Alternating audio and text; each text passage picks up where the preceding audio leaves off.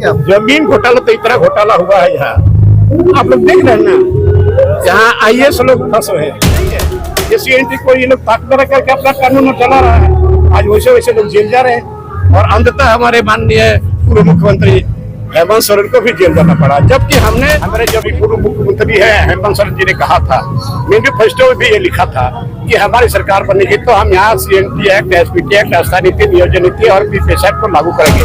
अगर यहाँ अभी तक धरातल पर नहीं उतर पाया और इसी के लिए हमको मजबूरन ये झारखंड बचाओ मोर्चा का गठन करना पड़ा। लोग कह रहे हैं ये दगाबाज हो गया इन लोग का, तो जो लोग बोला था तो हम उसके साथ में क्यों हम पिसाएंगे। नमस्कार, आप देख रहे हैं अटल भारत। रुक करते हैं इस वक्त की बड़ी खबर की ओर। झारखंड में एक और झारखंड मुक्ति मोर्चा का 45वां स्थापना दिवस समारोह मनाया जा रहा है, तो वहीं दूसरी ओर झारखंड मुक्ति मोर्चा के विधायक लोबिन हेम्ब्रम अपने ही दलों के नेता पर सवाल उठाते दिख रहे हैं।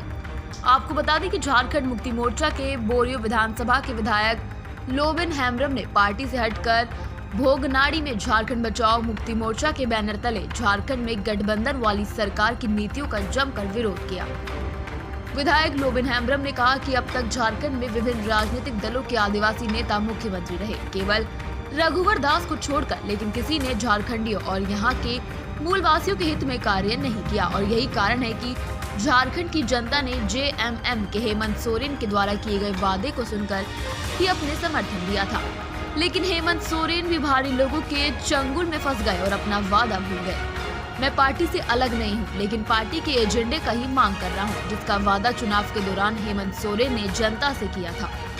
उन्होंने कहा कि संथाल परगना से मुख्यमंत्री को चुना जाना चाहिए था, लेकिन कोल्हान से चंपई सोरेन को CM बना दिया गया। इससे संथाल परगना की जनता का अपमान हुआ है। इतना ही नहीं, हेमंत के मंत्रिमंडल में संथाल परगना से आदिवासी मंत्री भी शामिल नहीं है।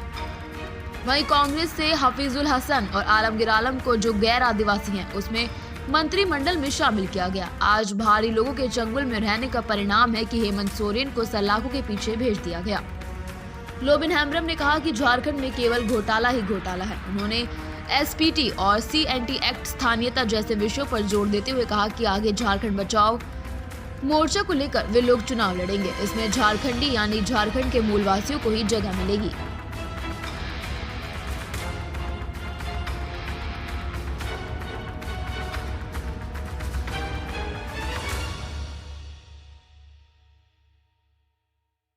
अब ये हमारा गैर राजनीतिक संगठन है और आज जो यहाँ पर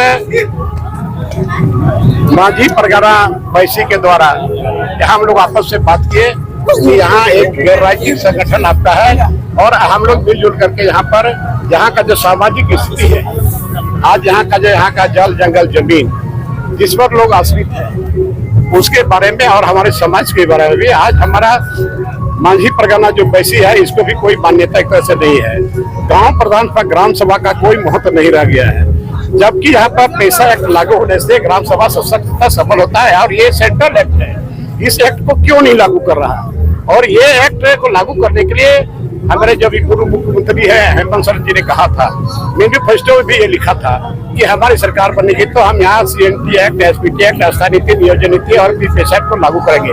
अगर यहाँ PPS एक्ट लागू होता तो आज हमारे गांव में जो हमारे ग्राम सभा है उसको महत्व मिलता और उसको सब चीज का ताकत मिलता, लेकिन आज ये सब बंद हो गया है। आज उसी के उपलक्ष्य में हम लोग को हमने सोचा कि भाई एक भी काम यहाँ का जो बचाव कवच है CNT एक्ट और SPT एक्ट, इसको लोग अभी तक धरातल पर नहीं उतर पाया और इसी के लिए हमको मजबूरन ये झारखंड बचाओ मोर्चा का गठन करना पड़ा। क्योंकि झारखंड में तो माननीय गुरुजी शिबू सोरेन के नेतृत्व में इतना आंदोलन होने के बाद राज्य अलग हुआ, लेकिन आज राज्य अलग होने के बाद भी आज तक ये जितना सारा जो मुद्दा है आज तक ये इसको धरातल पर नहीं उतरा है और इसीलिए हमने चाहा कि अब JMM से हम रिश्ता नाता अब नहीं रखेंगे, क्योंकि लोग कह रहे हैं ये दगाबाज हो गया इन लोग का, तो जो लोग बोला था तो हम उसके साथ में क्यों हम पिसाएंगे।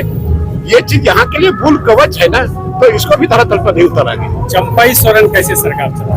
अब चंपई सोरेन को देखेंगे, चंपई सोरेन को देखेंगे और हम विधानसभा में हमारा ये सब क्वेश्चन रहेगा और हम ये बात विधानसभा के अंदर भी बाहर भी हम बोलते रहेंगे। अभी हमने मंच में कहा ये चीज हम बोलते रहेंगे। जमीन घोटाले के मामले में कुछ कहना चाहेंगे आप? जमीन घोटाला तो इतना घोटाला हुआ है यहाँ, आप लोग देख रहे हैं ना। यहाँ आईएएस लोग फंसे हुए हैं, आईएएस लोग फंसे हुए। छवि रंजन एक तो आईएएस, उसके पहले पूजा सिंघल, वो ऐसा जमीन, वो जमीन को कोई टच नहीं कर सकता, लेकिन वैसा जमीन का यहाँ पर लोग, तो इसका मतलब है सीएनटेक नहीं है ये। सीएनटेक को ये लोग ताकत करके अपना कानून चला रहा है।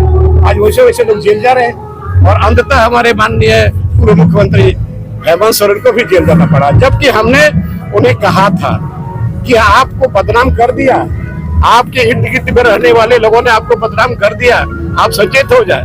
तो उन्होंने कहा था कि आप क्या क्या बोलते हैं कि यहाँ विपक्ष को मौका मिल जाता है। हमने विपक्ष की बात नहीं है, गुरुजी मेरे सर्वोपरि है, आप भी सर्वोपरि हैं, आपकी मुख्यमंत्री है और आपकी बदनामी को मैं बर्दाश्त नहीं कर पा रहा हूँ, इसलिए मैं आपको आगाह करना चाहता हूँ, आप सचेत हो जाए। लेकिन कहा, अगर उस समय इसको संज्ञान में लिए होते तो शायद ऐसा देखने का दिन नहीं मिलता। मंत्रिमंडल पूरा उथल पुथल है। और लोहा कथा विधानसभा नहीं लौटेगा, जो वादा किए हो निभाना पड़ेगा, नहीं कर कुछ नहीं। अब